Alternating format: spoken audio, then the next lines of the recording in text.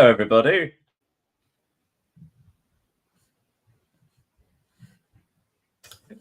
So nice to see you all. Yes, welcome back to the European Soccer Show here with Sports Talk United, and with me, fresh from his visit to the Lyon Paris Saint-Germain as an esteemed guest of one of the sponsors. It's Leo. Hello, Leo. Hey Daniel, how are you? Oh, I'm terrible. I've been sick as a dog this weekend. Yeah. But you were, Sorry. it looked like you had having the time of your life apart from the result. How was the match? How was the experience? Yeah, it was the first time for me to be like a VIP in a stadium. You know, the first time I went to a stadium with how a costume and approaching the players as close as I did, like 30, 40 centimeters away from them. Extraordinary, to be honest. That's a very specific amount. That's a Yeah, school ruler. yeah. I took That my close. That seems too close, actually. And I think yeah. about it. Like, I think, Leo, you won't be invited back. Right. Okay. Well, let's dive right into it because obviously we're a day or so late. It's just so difficult getting hold of Leo these days. He's so popular. As we have the chat of League 1, let's start there. Let's start in France. So on Friday, Paris FC lost at home 1-0 to Rennes. On Saturday, Marseille defeated Brest 3-0, a triple over the Brests.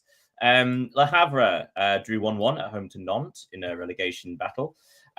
Monaco continued to confuse and befuddle and enrage as they lost at home 4-1 against surprised title challengers Lens. And then on Sunday, Lorient and Toulouse drew 1-1. Angers defeated Auxerre 2-0 at home. Metz, my God, Metz, there's something happening to them. 3 wins on the bounce, defeating what was a pretty good Nice side, 2-1. Strasbourg defeated Lille 2-0. And of course, the big finale, Lyon 2, Paris Saint-Germain 3. Well, I think we'll end on that incredible match at that one. But we're actually going to start. We're going to start looking at. I just realised the running order. I just did a different order. I'll go back to that later. We'll start with Monaco against Lens. So a quick look at the table. Paris Saint-Germain are top on 27 points. Marseille are second on 25. And Lens are third on 25. So the first question to put your way, Leo. Lens winning 4-1 at Monaco. How good are Lens? Why? And are they legitimate challengers? You know, Lens or Lens in French, they changed their manager this summer. They took Pierre Sage, who previously been to Lyon, to save them from. Oh, pause 1 second. You've muted. So I suppose I'll take over from there. Yes, I think the English translation is it's Stonewise. Yeah, Stonewise, but it doesn't mean anything to be. I don't know, but even anyway, in France, we can hear you again. Please go back. Please tell us about Lens. So yeah, Lens. They are a team 6 years ago. They were in League 2, so in the second tier of French football. They went up thanks to the COVID, and then they are just increased their level of performances. They have been playing in the Champions League, defeating Arsenal 2 seasons ago, and today they are third in the league. They just work very well as a club because they lost important players through the transfer window. We can think about Kusanov going to Manchester City, Kevin Danso to Tottenham, and they managed to replace their loss every time, and again, and to perform in Ligue 1. Today, they are, as I said, third in the table. They beat Monaco 4-1 this weekend. Have been impressive since the start of the season. And can they be a real contender for the title. It's hard to say because, of course, PSG are the real favorite. But from I don't know 12 or 13 match day now, they've been great and they deserve to be that up in the table. Yeah, and I mean, it's so exciting. So I have written down. So in the last 6 matches in League 1, no team has taken more points than Lens. So they've taken 15 points from a possible 18, which is remarkable, really, because they have had some difficult fixtures in that. Looking down the list, I think second best is actually Marseille on 13 and Paris Saint-Germain on 12. But I'll tell you what, Metz aren't far behind now, are they? But yeah, so it isn't just a little. It seems like they started the season well, but it does seem that they have actually been improving as they've gone along.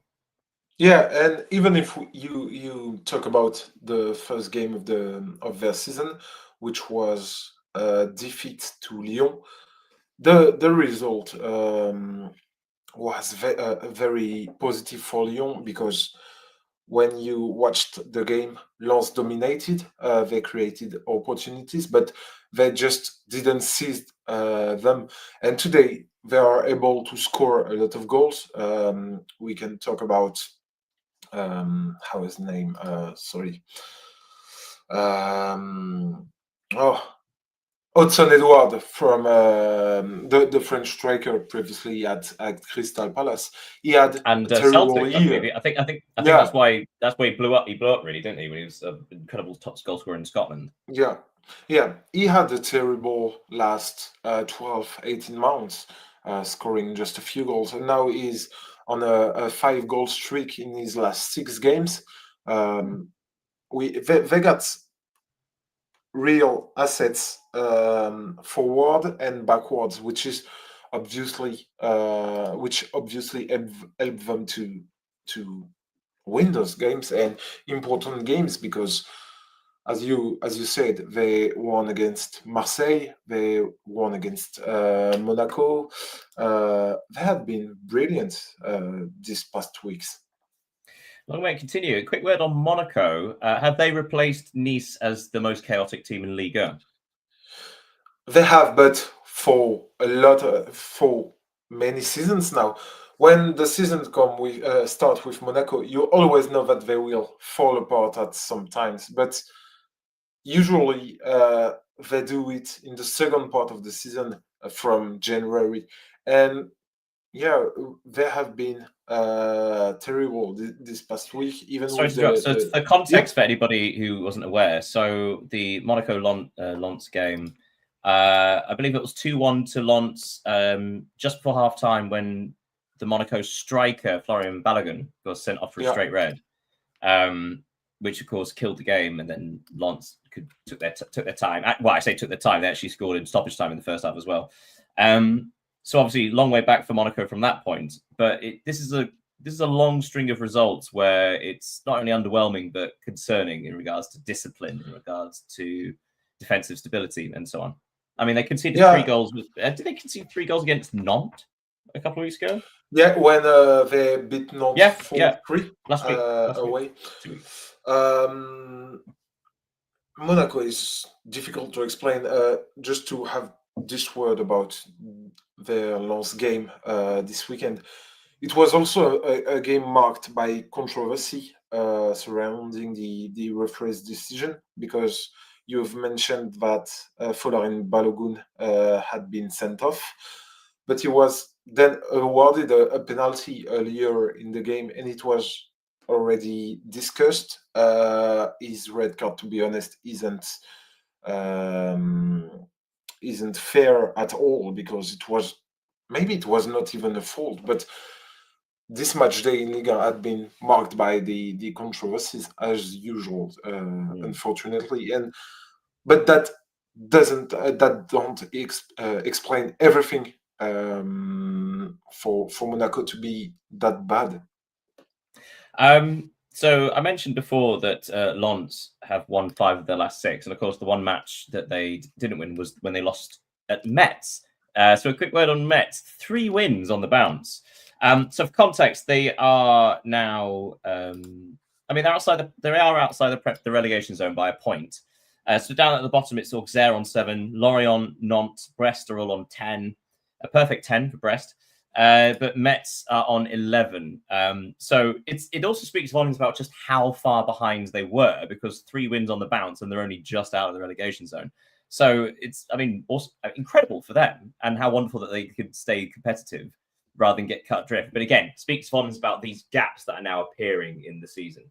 Yeah, I wrote an article, I think 2 or 3 weeks ago, about the possibility for them to stay in Liga, and it was like that because only 2 teams had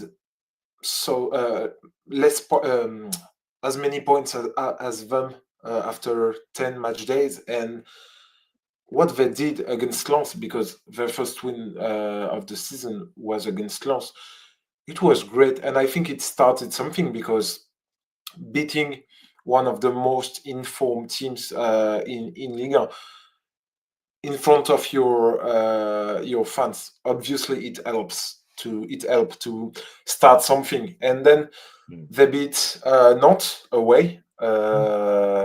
Also, and again, we should point out in both matches they had late goals, right? So that's the other thing. They had late goals. Here, they had to come from behind again. So it really does speak volumes about determination and stamina, and and the fact that fighting for the entire match.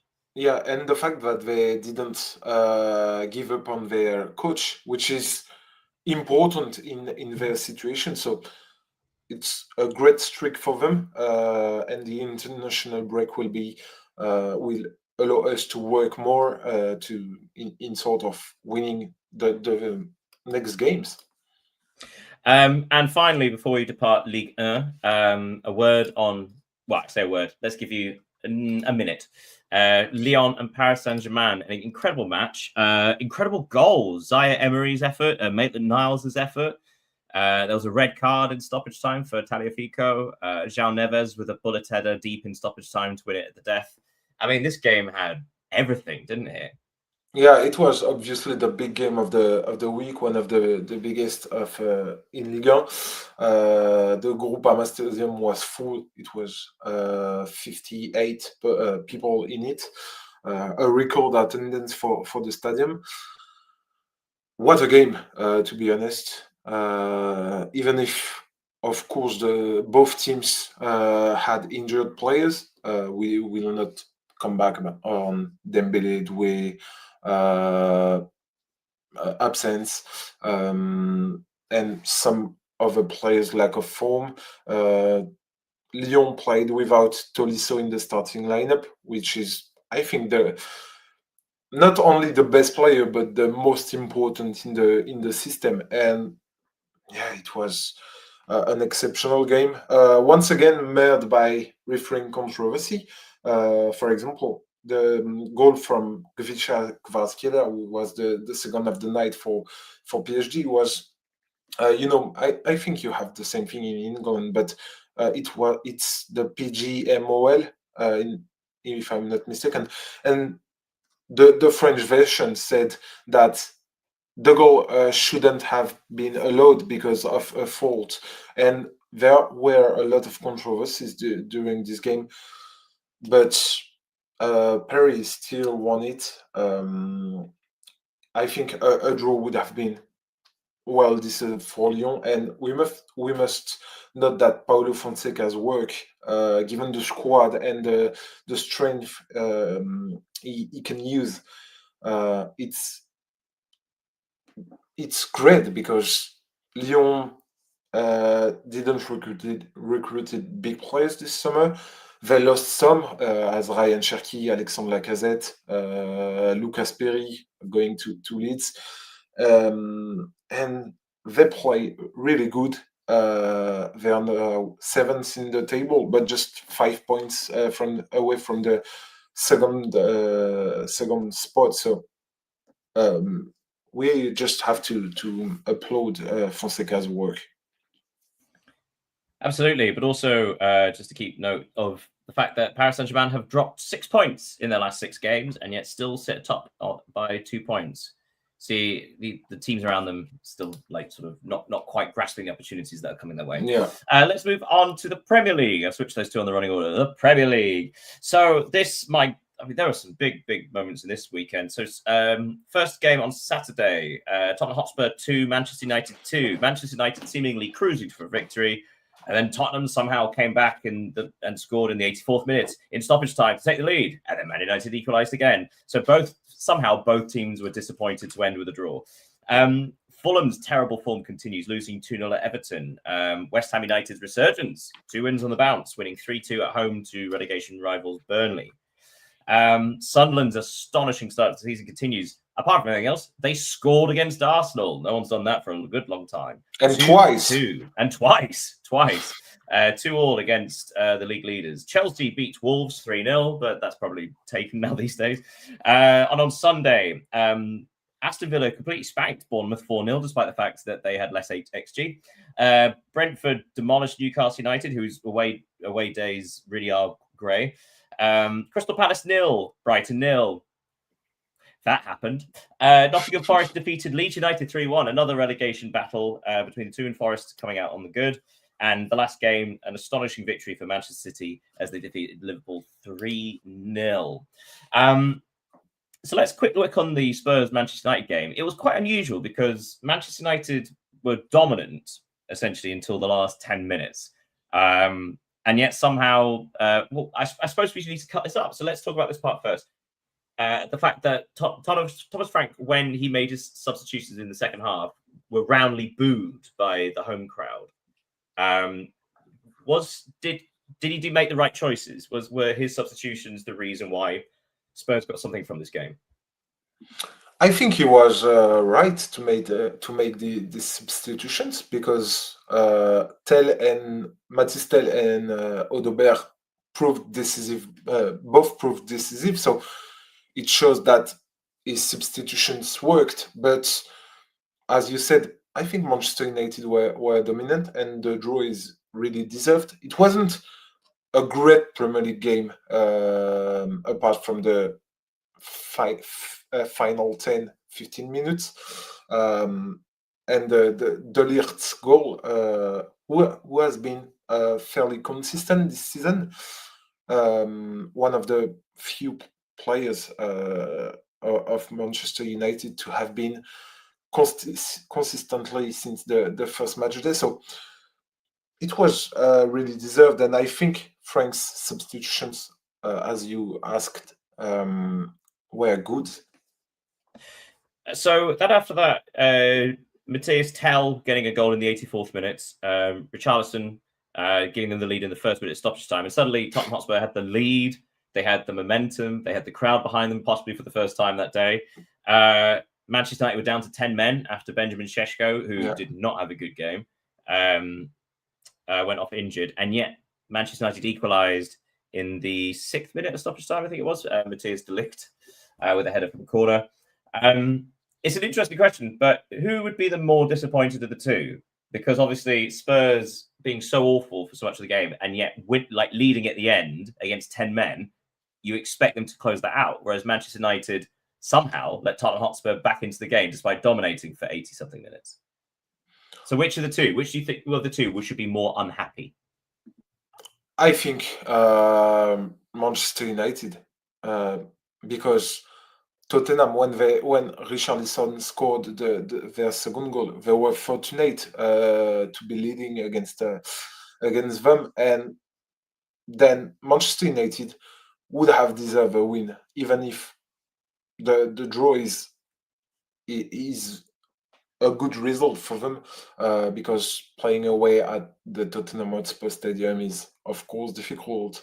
Playing against Tottenham is also, but yeah, I think they can have some regrets. And if I can just have a word on Bryan Mbeumo, because he's been astonishing this season at Manchester United in their context. And I don't think it's a coincidence if when you watch Manchester United or just think about them, Mbeumo's pictures are the ones we remember the most from their season, because he's always in the right place and always making the right move. We've seen it against Tottenham with his goal. He's really a positive element, one of the their best recruitment in the last few years, I think, and not only on the pitch but also off. We can read a lot of things about him, very positive in the dressing room with his partners. So great. So let's look at another match. We're going to go over to well, let's talk about the last one, Manchester City Liverpool. I think because there's been a small reaction from Liverpool, especially after defeating Real Madrid in the Champions League. I think people thought that Liverpool had maybe righted the ship slightly. Perhaps there was, again, a bit of momentum, bit of belief. But Manchester City absolutely destroyed them. There was a controversial goal disallowed from Virgil van Dijk from a header from a corner. The linesman ruling that Andy Robertson was playing was involved, was distracting the goalkeeper, and was then ruled off for offside. And obviously, PGMOL since afterwards has said that perhaps that shouldn't have been the way. However, there's no taking away from Manchester City. They were by far the better team, weren't they? Yeah, I think. But I have a question for you. Do you think Van Dijk's goal should have been allowed? Honestly, no. The reason I say that is because the thing is, I would probably accept it either way. It's one of those where it's because he's not in the direct eye line of the goalkeeper, it's hard to argue that he's having an impact. But of course, there is that thing of the goalkeeper instinctively doesn't know if that's going to deflect. It might alter something. However, Donnarumma does dive immediately after Virgil van Dijk heads it, so it doesn't seem like it would change anything. So had it been ruled allowed, it would have been absolutely fine for me. No worries, I understand why. But since they're saying, okay, well, he's distracting, I'll also buy it. I think the big thing is when does the goalkeeper jump? Does he stray at all from after Van Dijk heads the ball? No, he doesn't. Then it's probably not interfering. But like I say, I don't actually care. But it's a tough decision because, in my opinion, it obviously had an impact of the scenario of the game, because City, even though they were the better side of the 90 minutes, we both agree with that, and I think everybody is watching the game will agree. It would have allowed Liverpool to equalize in this game. So maybe the momentum could have changed, because it's not the same thing to be trailing 2-0 than to be equalizing away at the Etihad Stadium. Well, it's interesting because, again, it's the eye test, right? The difference between statistics and the eye test. The statistics will tell us that Manchester City were the better side, but the eye test tells us that Liverpool, I think the word thrown around currently is bullied. They were bullied by Manchester City. They didn't seem to have any control at all. It was fascinating. Although there was an element of luck with, I think all the goals. Erling Haaland, who missed a penalty early on, he scores from a header after Konate heads the ball onto his face and it goes in. It's instinctive, but it is a bit lucky. Nico Gonzalez's shot from outside the box took a deflection. That's lucky. Jeremy Doku, it's a wonderful strike, and that can happen with world-class players. Well, is he world-class player? Maybe not. But they can, good players can always pull that out of the bag, right? So you could say okay, well, actually, they've been a bit unfortunate in all of the goals. But when you have that many instances of okay, well, if you're going to allow them to have a shot and Haaland to have a header and this, that, and the other, at some point, luck is going to turn against you. It just so happened that it was all of them, Yeah. Okay, so let's move on.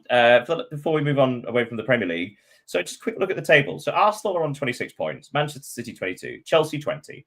And then I'm going to just read out a list, okay? Sunderland, Spurs, Villa, Man United, Liverpool, Bournemouth, Crystal Palace, Brighton, Brentford. All of those teams are separated by 3 points. Yeah, that's cool. It's insane. I love how congested it is in the middle, which means, so By the way, I know the start of the weekend comes at the end, but my favorite thing I learned was Liverpool are as close to Arsenal as they are the relegation zone. And it got me thinking. So they're 8 points behind Arsenal and 8 points ahead of Burnley in West Ham in 18th place. But then if you which is terrible. Yes, it is. But also, like when you make that comparison with other teams, for example, Everton, right? Everton are 13th? They're 13th, but they are as far away from relegation as they are from Champions League football. So it's this interesting thing of anybody in that pack essentially. Well, to a certain point, some of them could still get sucked into the relegation battle, but also you can aim a bit higher. Suddenly it's like, oh, actually, that's in touching distance. So it's at no point it's like normally at this point of the season, you're like, okay, what are we aiming for? Okay, so we're in about this point, we can try and push for Europe, or we just want to make sure we stay away from relegation, or what can we do? And here, there's a good 10 teams who have literally no idea what they could possibly what they're meant to be looking for. Because, for example, in other years, Sunderland start, being fourth place, 19 points. And obviously, all of us say like, oh, no. You say like, no, survival is the only thing. But other teams in that position would be hoping to try and squeeze the last European place, So what possibly can Sunderland achieve? It's a fascinating year. What's been your favourite surprise of the Premier League season so far? It could be like as a team doing badly or a team doing well, but what's been your favourite sort of unexpected team? I think it's difficult to not answer Sunderland because we know that often in the Premier League when the promoted team struggle to stay in the Premier League, and now we have a team fourth in the table. It's sensational, and of course, if Sunderland is known for their French players and coach because Regis Lebris is French, so maybe a little. How can I can be proud of that team and the French and its French identity. So yeah, Sunderland have been really good. Yes, the Le Chat Noir. Anyway, so going on to La Liga, let's talk about La Liga. Again, excellent weekend in La Liga. On Friday, Elche drew against Real Sociedad 1-1. Another late goal for Sociedad. Yeah. Can't say it today. Saturday, a precious win for Girona, 1-0 against Alaves. Sevilla defeated Osasuna 1-0. Atletico Madrid beats Levante 3-1 at home. Espanyol lost at home to Villarreal 2-0, who again, Villarreal very much the fourth team in this title race so far. And then on Sunday, Athletic Club's rebuild continues, beating Real Oviedo 1-0. Ironically, the result of the weekend, Rayo Vallecano 0, Real Madrid 0. Vallecano managing to pull a draw, and a well-deserved draw, possibly actually with a better team against Real Madrid. Mallorca defeated Getafe 1-0. Valencia and Real Betis drew 1-1. And the last game, it does seem to be the last game of the weekend of this donkers. Celta Vigo 2, Barcelona 4. Let's start with that one. Possibly because it's by far the most entertaining. An incredible match, a real test for Barcelona. And one they came through. They had to show some real backbone. They had to show some spirit in order to get over the line against Celta Vigo. Yeah, it has always been difficult for Barcelona to win at Balaidos, Celta Vigo Stadium, and they made it with style this weekend. And the good point of this game is to show that the return of injured players, because Lewandowski, of course, was injured and he scored a hat trick against Vigo. It will be beneficial for them. They will also have Rafinha back in the next few weeks. Joan Garcia, their goalkeeper. It will obviously help them, and Pedri also, because he's been missing for now a few weeks. So it's important for them to see that their injured player will play a big role in their second part of the season. Do you think it contributed to having Lewandowski back, having such an experienced, calm, composed head in this kind of, because this was a bit chaotic. So Lewandowski opened the scoring in the 10th minute, and then Carrera equalised a minute later. Fast forward towards the end of the first half, like the 37th minute, Lewandowski took the lead again. Then who's is it? Borja Iglesias equalised on just before half time. But then Lamine Yamal extended the lead 4 minutes into stoppage time, and then half time 3-2. That's a chaotic first half, and yet they edged it. And then in the second half, a lot more control, a lot more calm. Lewandowski completed his hat trick with a gorgeous Marcus Rashford cross, and one more. Yeah, I suppose the only downside really was that Frankie de Jong didn't quite show the composure that Lewandowski had, because obviously he got picked up a second yellow card deep into stoppage time, which was unnecessary, and now he's suspended. Do you think actually the experience of Lewandowski showed why it's so essential in this team, having someone of that caliber and that experience?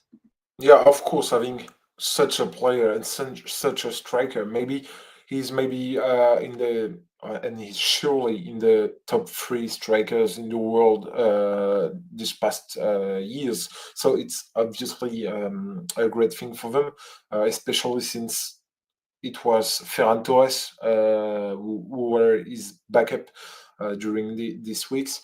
Of course, it will help Barcelona. And you've mentioned Marcus Rashford and his cross, and I just want to have a word on him, because if you follow the news about Barcelona and read or hear broadcast about them, you can hear there are a lot of criticisms about his involvement without the ball, maybe his runs, maybe his form, but it has to be said that he's been impressive since joining. He has now 6 goals. Yeah, 6 goals and 9 assists. So I was going to say, like, he has the most goal involvements for the Barcelona side, which is astonishing, actually, when you say it like that. Now, Lamine Yamal has been injured for a part of this, so he's played fewer minutes. So in regards to minutes per goal involvement, Lamine Yamal has a goal involvement every 80 minutes. Lewandowski 82, and Rashford I think is 87. Yeah. But still, the fact is, like, 6 goals, 7 assists, and I think not enough credit is given him for his assists, because it does seem like he's perhaps one of the reasons why he wasn't looking quite so good at Manchester United in the last couple of seasons was that there wasn't anybody on his wavelength. That it seems like he's surrounded by players who are on the same wavelength as he is, and therefore bringing out his creative side. Yeah, and I think in the context of, at Barcelona, his decisive aspect, you mentioned goals, assists, they were important because they lacked a lot of their players. We've talked about Lewandowski, Rafinha, who scored 60 goals and assists last season. So I think the main point with him was for him to be decisive and ready to play for Barcelona. And in such a big club, I think he will just improve. And maybe he will stay at the club at the end of the season, because there is a special clause in his contract for 30 million. An optional fee, but it is shockingly low, yeah. Yeah, I don't know if it's in euros or in pounds, but 35 million for a player like Marcus Rashford. We all know how talented he is. He's still young for a player, so he can be. And also, we should point out that actually the next question I was going to ask, but I think you may have just answered it. The next question I was going to ask was because obviously Lewandowski is at the end of his contract this season.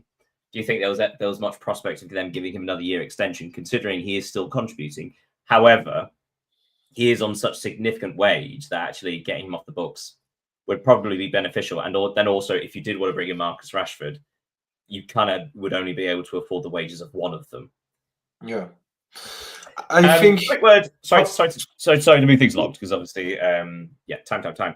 Quick word on Real Madrid's draw at Rayo Vallecano, 0-0. Quite flat, quite stodgy. But Rayo Vallecano, they played well. They defended brilliantly, but they seemed to look better than Real Madrid.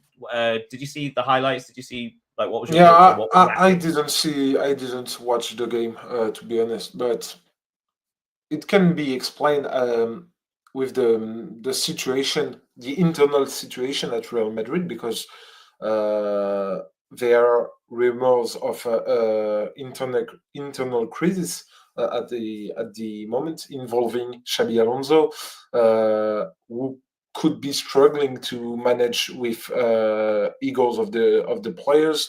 We've talked previously about the contract extensions issues with Vinicius being out of contract in 2027, attracting interest from Saudi Arabia, maybe a move to Premier League. So I think the context and the environment of Real Madrid isn't the healthiest ever and possible for them. And even if they got some good results this season, obviously they are a leader in La Liga. They had some wins in the Champions League, but there have been few hiccups in the big games apart from the Clásico. We all remember the 5-2 against Atletico in the derby.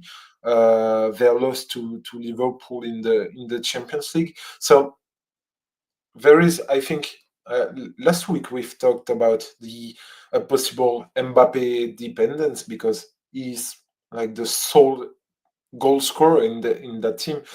And when to jump on that point, one of the things that's been thrown at, say, Manchester City is that they've now adopted a system that gets the most out of Haaland, and if you have a world-class striker, use him. Is it fair to therefore sort of compare the two regards they have one of the world's best strikers, so why not focus it around him? And actually, this goes around to the question I was going to ask before, because obviously it was only this time last year that Vinicius Junior was, furious that he hadn't won the Ballon d'Or and was regarded as the second best player in the world, or arguably the best player in the world. And yet now he's struggling to get game time at Real Madrid regarding his over his contract situation, but also does he fit in the style with Xabi Alonso? So it seems strange what's happened. So if hypothetically, if you were in Xabi Alonso's shoes, would you prioritize Mbappe over Vinicius Junior, or would you? Or what? Actually, I'll leave that open. What would be your priorities in this context? I think the priority for me would be to Mbappe, because he has proven that he's the best. I think he's the best player at Real Madrid. Even in full form, I think he's better than Vinicius, even if they don't play at the same. Vinicius is a left winger. We know that Mbappe plays more than as 9, but when they are both on the pitch, it seems that they are too close on it. Because before playing as 9, Mbappe was operating as a left winger, so his habits are still there. And when they are both on the pitch, sometimes it feels like they don't understand themselves and don't know how to create spaces between them. It's difficult, and of course Vinicius will have to solve his contract issue, because it will be more tension with the days and weeks moves on. So Alonso should be focusing on Mbappe's his, for me, best player. So Real Madrid's lead at the top of La Liga is cut to 3 points. Barca second on 28 points. Villarreal are third, 26 ahead of Atletico on 25. Are Villarreal the third best team in Spain currently? If you are just looking at the result, I think they are. But the question is that can they keep going like that all the during all the season, because they are playing Champions League football too, so they will have to deal with everything. And Atletico, they had difficulties in the early seasons with a lot of draws, and since a few weeks they have been winning everything except from their visit to Arsenal. If I'm not mistaken, they have beating Real Madrid. They have beaten Real Madrid, Inter Milan, both Real Betis and Sevilla. So they had good results, and I think the depth of the squad is better than Villarreal's. So I think they will end up like fourth or five at the end of the season. Well, I mean, talk about that. Villarreal do have a 6-point gap ahead of Betis in fifth. Yeah. So in a strong position to continue this. Right, let's move on, shall we? Over to Serie A and the sacking season. Where did I put it? Oh, yeah, here it is. So on Friday, Cremonese's title challenge is officially over as they lost away at Pisa 1-0. On to Saturday, the most Italian of Saturdays. Get ready for this. Como, 0. Cagliari, 0. Lecce, 0. Hellas Verona, 0. The Turin derby, Juventus Torino, 0-0. As usual. We need to talk about that, actually. Yeah. But no, don't interrupt me. Parma 2, AC Milan 2. AC Milan 2-0 lead against Parma and yet threw it away. On Sunday, Atalanta lost at home 3-0 to promoted Sassuolo. And that was Juric's last match in charge and has been relieved of his duties. Bologna defeated champions Napoli 2-0. Napoli had one shot on target the whole match. Oh, it was insipid. Genoa and Fiorentina 2-2. Fiorentina still can't get that win. Roma 2, Udinese 0, and Inter 2, Lazio 0. A goal from Lautaro Martinez and Barry either side of half time. Right. First of all, we'll ignore the 0-0s. Okay. Apart from one. Let's talk about 1-0. So the Turin derby, first of all, well done. It does seem like Torino have turned it around, considering their terrible start to the season, but they've stabilised and they're now comfortably away from the relegation zone. But Juventus were awful. 0-0 in this derby. Not great for them. Quick word on this, and then what I would like to talk about is AC Milan's capitulation, because that was probably worse, actually. Away at Parma, 2-0 up, and somehow not winning. Yeah, give me your thoughts. Yeah, just a few words about the Derby della Mole, as Italian called it. Is that Juventus, even if they dominated that game, dominated in terms of possession, they really lack a playmaker, someone who can create chances, opportunities, because the strikers, it is one of the stats I look for this week. They have now gone, hear me up, 50 days without a goal from open play in Serie A. So it's terrible regarding the. So again, let's think about they are so stacked up top as well. So we've got the new signings: Lois Openda, Jonathan David. You've got Vlahovic. There's someone else, isn't there? There's another striker there. Anyway, but that's just the strikers, not the forwards. You know, obviously they have like Yildiz and people like that. Yeah. But those are three strikers that would probably walk into the majority of sides across Europe, right? And yet none of them are scoring for one team. It's mad. Yeah, that's a problem, of course, because I think Juventus they want to win the title back, because they have been in a difficult situation since now two or three seasons. So they need to win those games. And this is what Spalletti will have to deal with. I think he will have to make some choices between the Serie A and the Champions League first, because I don't think this squad can play both of them. He's been hired for the next 6 months with his contract terminated in next June. So I think the first thing is that because Juventus play with three centre backs and two wing backs, so I think he can change the system as he did with Napoli when they won the Scudetto, going from five defenders with the wing backs to four. I think it will be something we will see after the international break. Sorry, I'm going Yeah, to park you there just because, again, being aware of time. So AC Milan, talk about AC Milan. Possibly the most confusing side. So top of the Serie A, Inter and Roma are on 24 points. Clean sheets galore, consistency galore. It makes sense to up there. AC Milan and Napoli are on 22 points, with Bologna now on 21, sneaking up behind. AC Milan are undefeated since the opening day when they lost to Cremonese. Which you'd think, so it does seem like, okay, so actually they're third. They are undefeated since the opening weekend. They have had some good performances and good results. I mean, there was an away draw against Juventus, away at Atalanta. They won at home against Roma. These are good results. But among that, there's also a home draw against Pisa and an away draw at Parma. It does seem that they're kind of tripping themselves up, and it doesn't quite make sense.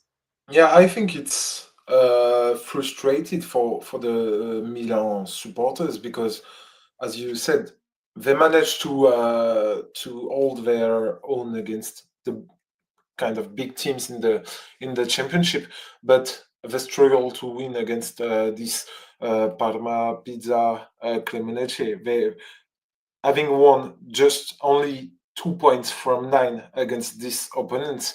Of course, when you target to win the championship, it's not enough. You have to win these games, and I think it just demonstrates a lack of sharpness, both mentally because they need to.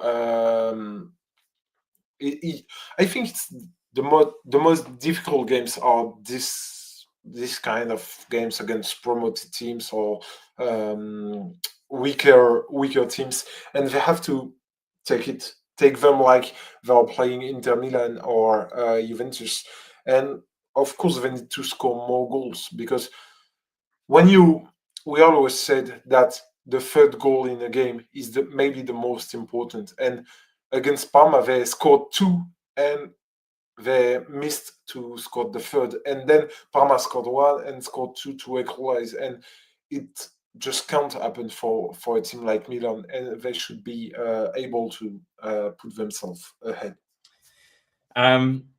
Yeah, good point. And next up, who do they play?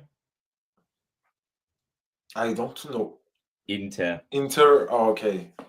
So the Milan derby. Yeah. Well, I mean, they'll probably perform for that. Right, looking at the bottom of the table. So Parma just outside the relegation zone on 8 points. Genoa on 7, who recently fired their manager, Patrick Vieira. Hellas Verona in 19th on 6 points. And Fiorentina, bottom of the pile, 5 points. And finally, enough was enough this week when Pioli was relieved of his duties. He was sacked as manager of Fiorentina. I mean, we discussed this, I think, last week about should this have happened sooner? And I think now we know that yes, it should have done because it's been several weeks later and they still haven't won a game in that time, and are now how far behind? They are 4 points behind safety, which is actually not that much, really. You know, it's still within reach, but I mean, for context, that's how many points Como are behind AC Milan. You know, so when we say it like that, like in a different context, like, oh yeah, we don't imagine Como will catch up to AC Milan, and yet. Yeah, I suppose the questions are like, have Fiorentina acted too late, and I suppose, do we realistically expect them to pull away because their squad is better than Hellas Verona's? It is better than Genoa's. It is better than Parma's. Of course, and I think it's worth to note that there is a context because last year Fiorentina ended 6th in the league. They invested a lot this summer, approximately 100 million euros, if I don't say something wrong. So, of course, seeing them at the last place of the league is a tragedy, especially since they were in European final 2 years ago. They are a big team in Serie A, so they need to change things. I don't know if it's too late. I don't. I don't really think because, as you said, there are just 4 points Yeah, between them. I suppose the reason I bring that up is because, unlike other leagues, say for example the Premier League, Wolves are 7 points behind 19th place. Yeah, They are 8 points behind safety. You know, they have 2 points all season. And yeah, Fiorentina have 5, which isn't that much more. But the yeah, difference is there's not that huge gap between them. And so to give some credit to Metz, they don't have to do a Metz just to catch up, right? They are within basically a win from touching distance, which is absolutely doable. It's just it hasn't happened yet. yeah. They have to. Yeah, that's impressive that they haven't won a single game. But I think the quality of the squad will allow us to will allow them, sorry, to get out of this situation. Well, they certainly hope so. Okay, finally, let's move on to Das Bundesliga. On Friday, Werder Bremen defeated Wolfsburg 2-1, with Wolfsburg relieving their manager of their duties soon thereafter. On Saturday, Bayer Leverkusen had a wild old romp against Heidenheim, winning 6-0.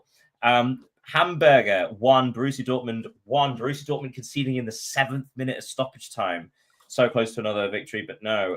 Hoffenheim defeated RB Leipzig 3-1. Came from a goal down to defeat them, actually. Union Berlin, somehow, for the first time this season, Bayern Munich have not won a game. Union Berlin were excellent in their 2-2 draw against Bayern Munich, and Bayern Munich needed, a worldie of a goal to open their account.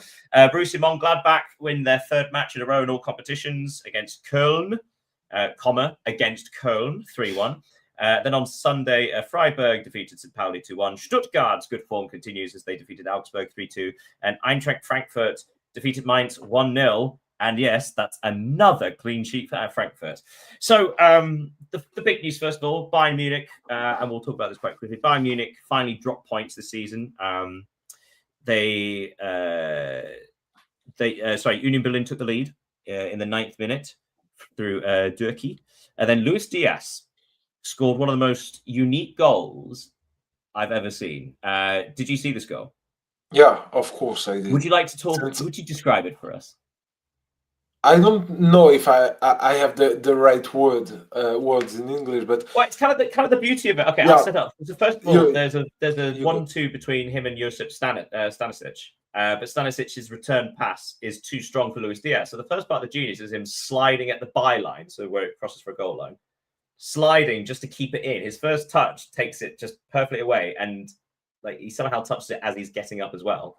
And then his third touch is just to shoot the ball into the goal from an impossible angle. Like you say in the notes over here, the XG was 0.03. It was, I think, the only goal scored that had across all the major European leagues that had a tighter angle than that was a goal directly from a corner. It was that kind of angle, and yet it was much nearer the goal. It was an incredible shot, wasn't it? Yeah, it was. And even when you look at the highlights, you can see Pavlovic's reaction to Luis Diaz. He's like, "Oh my God, what did he do?"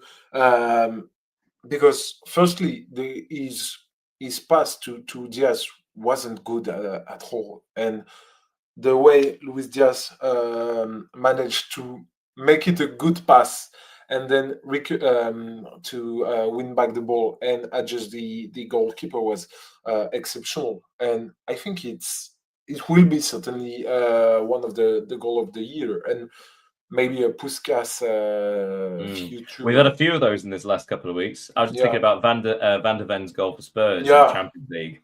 I think that might, but still. Is Luis Diaz the best left winger in the world right now? It's difficult to say, but I think he's maybe underrated. We've heard this summer that he was close to join Barcelona, or at least Deco wanted him. He put a target on his back. But to say if he is the best, because we can talk about Kvaratskhelia, of course, from PSG, even Bradley Barcola, but at the moment, I don't think they are better than him. Even Rafinha, because when he will be back at Barcelona, he had a tremendous season last season, so exceptional. But yeah, maybe he is. But no, I was just thinking about Jeremy Doku. I think he is the real deal at the moment. Fair enough. Okay. Controversial choice, may I say. But Union Berlin were excellent in this game. They defended aggressively. But in fact, Diaz's shot, the wonder goal for Bayern, seemed to be their first, I was going to say first opportunity of the game. It wasn't even an opportunity. But still, they clung in there. Durkee scored a second for Union Berlin after, I think, the ball sort of inadvertently hit Harry Kane on the back of the head and fell into his path from a set piece. But then Harry Kane equalised in the 3rd minute stoppage time. So Bayern still undefeated, even if they didn't win every single game. But Bayern dropping points for the first time this season, opening the door ever so slightly to their rivals. But no, once again, Dortmund not grasping the opportunity. They were winning again away at Hamburger. Chukwuemeka with a goal in the second half. And then the 7th minute of stoppage time, Dortmund just see it out, close the gap to the top to 4 points, and yet they've conceded. This is indicative of Dortmund over the last 4 or 5 years, isn't it? Yeah, as usual, not with the same consequences as their draw to Mainz 2 seasons ago, when they could have been crowned Bundesliga champion. But yeah, it's a team that is often talked about because of their bad results and the opportunities they miss. But we can also talk about Leipzig, because they also lost this weekend. They could have against a closed the good gap. Hoffenheim side. So Hoffenheim are currently 6th, but still, they had the chance to close the gap at the top to just 3 points. Actually, had they won their game.